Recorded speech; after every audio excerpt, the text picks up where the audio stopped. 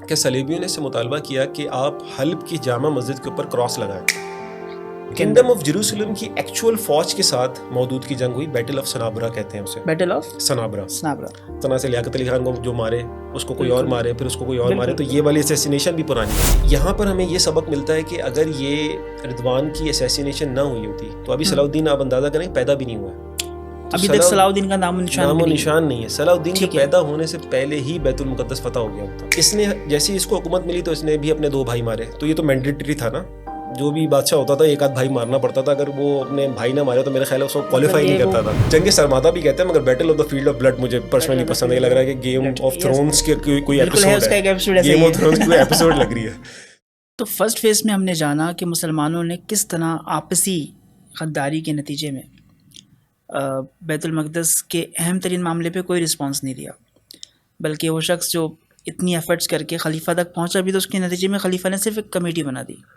अशर भाई, कमेटी बन गई, अब आगे क्या हुआ?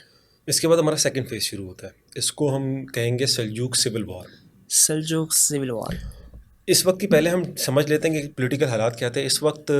जैसे कि मैंने पहले बताया कि अपना फातमी खलीफा जो है वो अल-मुस्तअली था, अब्बासी खलीफा अल-मुस्तज़हिर था, और जो सल्जूक सुल्तान था जिसकी सीट बगदाद में थी और असल पावर उसके पास थी, वो मोहम्मद बिन मालिक शाह था। तो ये 3 हमारे हुक्मरान थे, मेन हुक्मरान। ठीक है।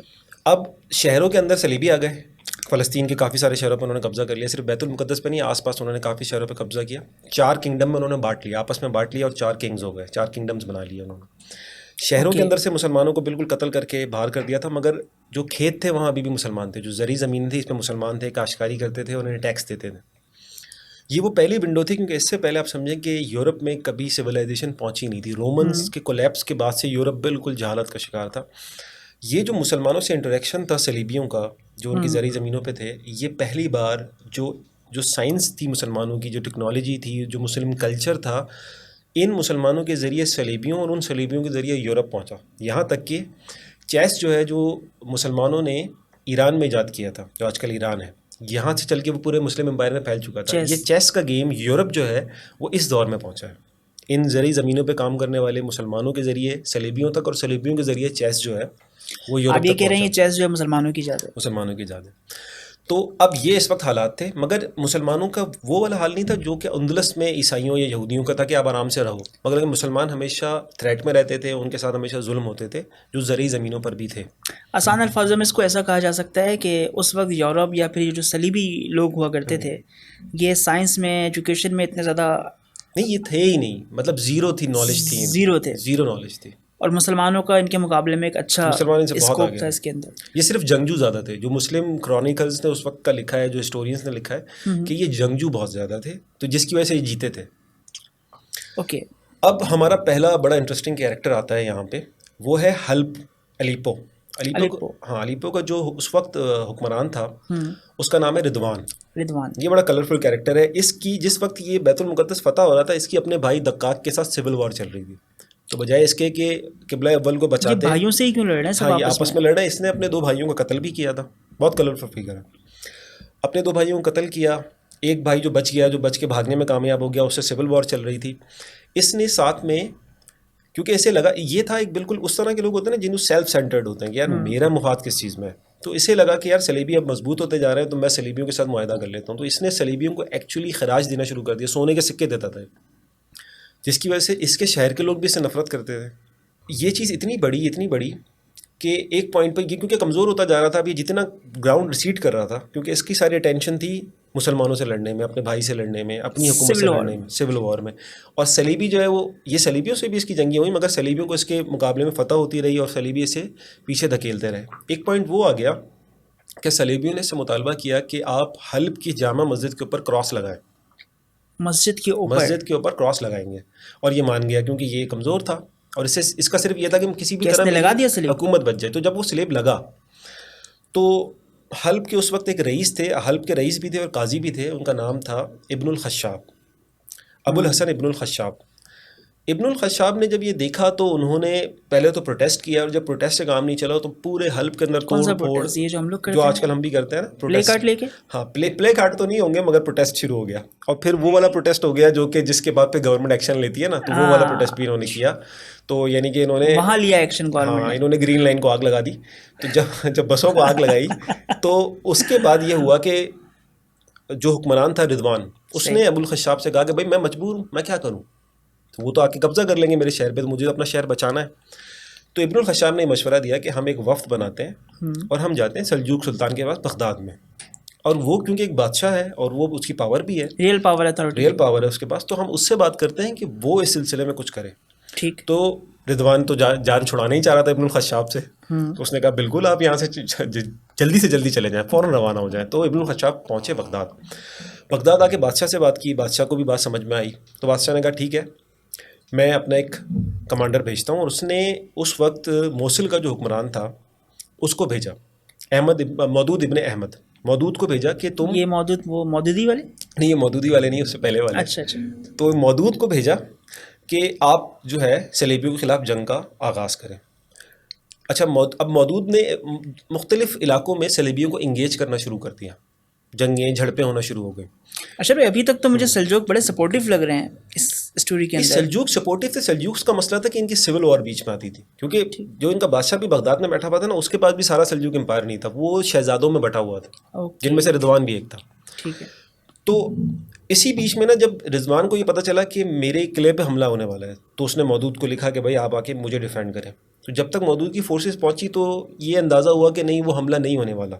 तो बजाय, जिसने खुद बुलाया था, रिजवान ने मौदूद को खुद बुलाया था, मगर जब मौदूद शहर पहुंचा है हल्ब, तो इसने हल्ब के दरवाजे बंद कर दिए, उन्हें अंदर भी दाखिल नहीं होने दिया। तो ये इस किस्म का ना एक डिसीटफुल, कुफीज़म कर लो, डिसीटफुल कैरेक्टर था कि हमेशा धोखे देता था लोगों को। बहरहाल मौदूद की इंगेजमेंट्स रहीं। फिर मौदूद की उस वक्त दमिश्क के अंदर था, जो दमिश्क का गवर्नर था, उसके साथ मिलके मौदूद ने पहली बार जो मेन किंगडम था ना, वो किंगडम ऑफ जेरूसलम था, जिसका बैतुल मुकद्दस, जैसे मैंने कहा कि उनके अलग अलग किंगडम थे, तो मेन किंगडम था वो किंगडम ऑफ जेरूसलम था। कैपिटल कह लें, मतलब कैपिटल कह लें उन तमाम किंगडम ऑफ जेरूसलम की एक्चुअल फौज के साथ मौदूद की जंग हुई, बैटल ऑफ सनाबरा कहते हैं उसे, बैटल ऑफ सनाबरा। सनाबरा। ये है अब नाउ इट इज़ 1113, ओके। 1113, यानी 14 साल हो चुके हैं बैतुल मुकद्दस को सलेबियों के हाथ गए हुए। 14 साल गुजर चुके हैं। इस जंग में बहुत ज़बरदस्त कामयाबी मुसलमानों को हुई, बल्कि सलीबियों की जो फ़ौज है ये पूरी तरीके से एनाइलेट हो जाती। उनकी बचत ये हुई कि बिल्कुल आखिरी मौके पे कुछ उनकी रीइंफोर्समेंट्स आ गई, तो उन रीइंफोर्समेंट से ये हुआ कि वो एनाइलेट होने से बच गए, मगर वो जंग हार गए, और इस जंग के अंदर यरूशलेम का बादशाह खुद इन्वॉल्व था। ओके। तो जब ये मामला हुआ कि उनकी रीइंफोर्समेंट आ गई, तो एटलीस्ट मौदूद ने क्या किया कि मौदूद ने इनकी मेन आर्मी को वहीं इंगेज करके रखा, क्योंकि वो जंग हार चुके थे और डरे हुए थे, और उसने अपनी मुख्तलिफ जो अपने ट्रूप्स को रवाना किया कि आप जाएं और इनके छोटे शहरों पे हमला करें। ये एग्जैक्टली वो स्ट्रेटजी है जो बाद में आके सलाउद्दीन ने अपनाई थी। सलाउद्दीन ने 2 जंगों में ये स्ट्रेटजी की कि यरूशलेम की मेन फ़ौज को अपने साथ इंगेज किया और उनके छोटे शहरों पर हमले किए ताकि उन्हें कमज़ोर किया जा सके। बिल्कुल। तो ये बड़ी ज़बरदस्त फ़तह मौदूद को हुई। इस फ़तह के बाद अब होता ही है कि आप जब एक जंग कर लेते हैं तो आपको रीइंफोर्समेंट्स चाहिए होती हैं, आपको दोबारा सप्लाई चाहिए होती है, तो ये उन सब मकासद के लिए वापस दमिश्क आ गया। अभी कुछ महीने उस बैटल ऑफ सनाबरा को गुजर चुके हैं और मुसलमान पहली बार ये फील कर रहे हैं कि हम सलीबियों को हरा सकते हैं, क्योंकि इससे पहले जब सलीबी आए थे ना, तो सलीबियों की एक खौफ था मुसलमानों में। ये इन्होंने दमिश्क पे हमला करने की कोशिश की, ये रूमर्स थे कि ये बगदाद पे कब्जा ना कर लें, इन्होंने हल्ब पे हमले किए, तो अभी तो मुसलमान थे डिफेंसिव पे। बैटल ऑफ सनाबरा वो पहली जंग है कि जहाँ मुसलमानों को लगा कि हम एक्चुअली इन्हें हरा सकते हैं, हम ऑफेंसिव पे जा सकते हैं, उन्हें हरा सकते हैं, उनको मोटिवेट किया, मोटिवेट हुए उस जंग से।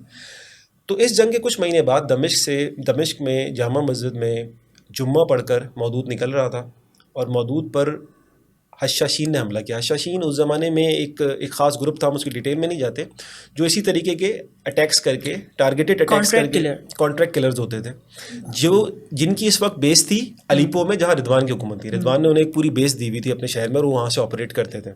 ठीक है। हशाशीन ने हमला किया मौदूद पे, और मौदूद को कई वार हुए, चाकू के कई वार उस पर किए, और जिसने हमला किया तो उसे फ़ौरन मार दिया गया वहीं के वहीं। तो मतलब आपको समझ में आ रहा है ना, जिस तरह से लियाकत अली खान को जो मारे उसको कोई और मारे, फिर उसको कोई और मारे, तो ये वाली असैसिनेशन भी पुरानी है। मौदूद को जब पानी दिया गया तो उसने पीने से इनकार कर दिया क्योंकि वो उस वक्त रोज़े से था। इस हालत में भी उसने अपना रोज़ा तोड़ना मुनासिब नहीं समझा। तो आपको को अंदाज़ा होता है कि किस किस्म का कैरेक्टर चाहिए इस किस्म की जंगें जीतने के लिए। वाह। तो अनफॉर्चुनेटली रिजवान वहाँ मर गया और ये जो हमारा एक बहुत बड़ा एक अपॉर्चुनिटी थी, क्योंकि ये आप समझें कि इस वक्त सलाउद्दीन पैदा भी नहीं हुआ। मतलब ये मौदूद और सलाउद्दीन रिजवान दोनों मर गए। रिजवान अभी नहीं मरा, अभी तो मौदूद ओके, की असैसिनेशन हुई है और ठीक है। ये किताबों में लिखा हुआ है कि रिजवान ने वो असैसिन्स भेजे थे, खुद भेजे थे। खुद भेजे थे, क्योंकि ये एक थ्रेट बन गया था ना। एक जनरल जो इतना कामयाब हो गया था वो उस पूरे एरिया के लिए थ्रेट था कि ये अगर कल को इसने हम पे हमला कर दिया तो क्या होगा, जब ये किंग बॉल्डविन की फ़ौजों को इतने आराम से हरा रहा है। कुर्सी की कुर्सी की फिगर। जंग थी। तो यहाँ पर हमें ये सबक मिलता है कि अगर ये रिदवान की असैसिनेशन ना हुई होती तो अभी सलाउद्दीन, आप अंदाज़ा करें, पैदा भी नहीं हुआ है। तो अभी तक सलाउद्दीन का नामो निशान भी नामो नहीं। निशान नहीं है। सलाउद्दीन के ठीक है। पैदा होने से पहले ही बैतुल मुकद्दस फतह हो गया होता, अगर ये घर के अगर ये चराग से आग असैसिनेशन ना ना लगती हुई तो। होती। बहरहाल ये इस असैसिनेशन के 1 साल के अंदर ही खुद रिदवान भी मर गया। जब रिजवान मरा तो उसकी जगह उसका बेटा अल्प अरसलान हुकूमत में आया। अब ये वो वाला अल्प अरसलान नहीं जो मशहूर है, ये 16 साल का लड़का था।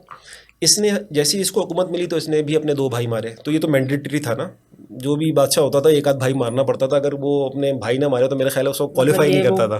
रस्मन हो गया कि रस्मन भाई है कि वो मारना अगर है। आपने कितने भाई मारे हैं, 2 नहीं मतलब अपने मारे, कॉम्पिटिटर जो पोटेंशियल रिस्क हो सकता था उसको खत्म सबको करना है। मारना होता था। अगर आपने अपने 2 भाई नहीं मारे तो आप डिस्क्वालीफाई हो गए कि नहीं भाई आप बादशाह के लिए अप्रोप्रिएट नहीं है। ओके। इसकी भी असैसिनेशन हो गई। इसके बाद इसका 6 साल का भाई हुकूमत में आया, सुल्तान शाह। तो सुल्तान शाह की भी बाद में असैसिनेशन, क्योंकि ये वो प्रोसेस चल पड़ा था। इसके बाद एक खातून आती है, आमिना खातून। आमिना। आमिना खातून ये कौन है? ये रिदवान की बेटी है। ठीक है। मगर इस बेटी ने मतलब वो अल्प अरसलान की बहन। हाँ, अल्प अरसलान, ये वाला जो अल्प अरसलान 16 साल वाला, इसकी बहन थी। इसकी बहन। इसने जो एक स्टेप लिया उससे ये सारा सिनेरियो दोबारा से चेंज हुआ। इसने अपना एक कमांडर बनाया इल गाजी को। इल गाजी। इल गाजी कौन था? इल गाजी पहले जब फातमियों के हाथों से बैतुल मुकद्दस गया है तो फातमियों ने उससे पहले, मैंने आपको बताया कि सल्जूकों से लिया था। ठीक तो है। सल्जूकों का उस वक्त जो गवर्नर था, बैतुल मुकद्दस का जो गवर्नर था वो था इल गाजी। तो ओके। इल गाजी को इस पूरे इलाके का एक्सपीरियंस था। रिटर्न ऑफ इल गाजी। हाँ, रिटर्न ऑफ इल गाजी, ये दोबारा आ गया।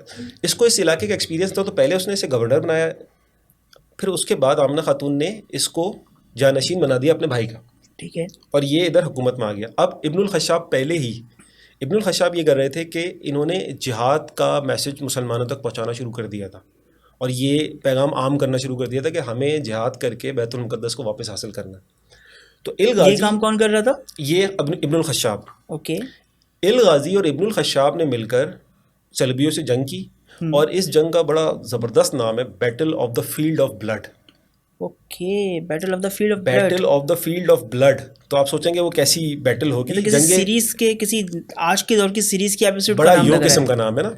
जंग सरमादा भी कहते हैं, मगर battle of the field of blood मुझे पर्सनली of the पसंद नहीं Field लग of रहा है कि game Blood, of yes, thrones के कोई बिल्कुल है, एपिसोड उसका एक episode ऐसा गेम ही ऑफ है। थ्रोन्स की कोई एपिसोड लग रही है। तो इन्होंने जो शिकस्त दी ना, इन्होंने पूरी उस वक्त की सलेबी जो आर्मी इनके सामने आई थी उसको एनाइलेट कर दिया, उसको पूरी तरह से इन्होंने जो है ना गर्क कर दिया।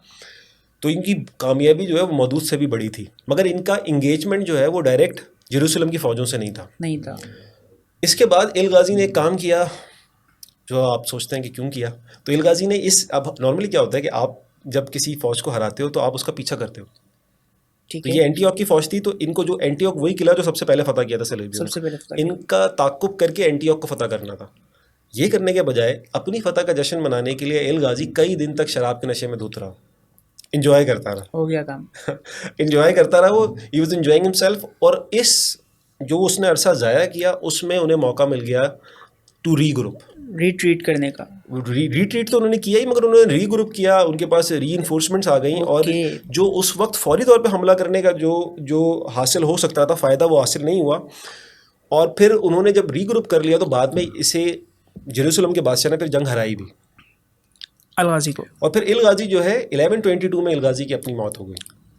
1122 में यहाँ पे हमारा जो सल्जूक सिविल वॉर का फेज़ है वो कंक्लूड होता है। इससे हमें सबक क्या मिलता है? इससे हमें सबक ये मिलता है कि मुसलमानों के पास हमेशा बैतुल मुकद्दस को वापस हासिल करने की पावर थी, जो वाहिद चीज़ उन्हें रोक रही थी वो उनकी आपस की इन फाइट थी, उनकी आपस की सिविल सिविल वॉर वॉर थी। थी। तो अगर आप आज भी देखें तो क्या हमें नहीं लगता कि हमारे पास पावर है कि हम नहीं, बैतुल सब मुक़द्दस कुछ वापस वैसा हासिल ही कर लें? है। बल्कि मैं बड़ा इंस्पायर हो रहा था जब आप बता रहे थे कि एक मौदूद किरदार आया, एक गाजी आया, तो मतलब मैं ये समझ रहा था कि इसका एंड कुछ यूनिक सा होने वाला है। शायद एंड में आप बताएंगे कि बैतुल मक़दस हमने ले लिया, लेकिन अनफॉर्चुनेटली जहाँ पर सिविल वार है वहाँ पे उसके आउटकम्स भी होंगे। और फिर जो आपने बताया ये कि हमारा हमें सेकंड फेज था। इसमें भी सिर्फ गद्दारी और सिर्फ धोखा मिला। मुसलमानों की गद्दारी, मुसलमानों की सिविल वॉर के नतीजे में हम मुसलसल मुसलमानों को ही खोते आ रहे हैं। सिविल वॉर हुई, हम बैतुल मक़दस हासिल कर सकते थे, हमने उस तरफ फोकस नहीं किया और नतीजा ये निकला कि हम मुसलसल हारते चले गए।